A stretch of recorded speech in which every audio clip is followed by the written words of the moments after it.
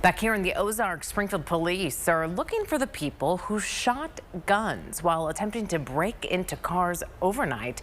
It all happened in the Oak Grove area, and our Chris Bryant is joining us live in our newsroom. And Chris, you're sharing the very latest on this investigation.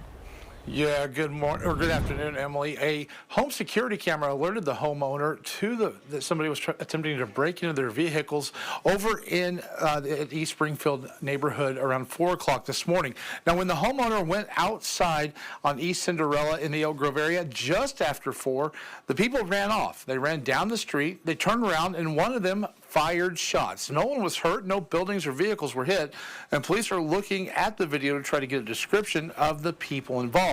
Springfield police say that video footage can help when it comes to protecting your property and solving a crime. As a general best practice, the Springfield Police Department does recommend that homeowners and renters have some kind of video footage on their property, whether it's security cameras or a video doorbell. That's a great best practice for just general safety on your property. And if a crime does happen on or near your property, that video footage can help officers.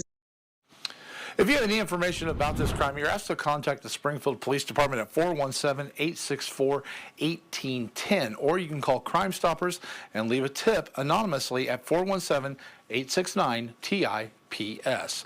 In the newsroom, Chris Bryant, KY3 News.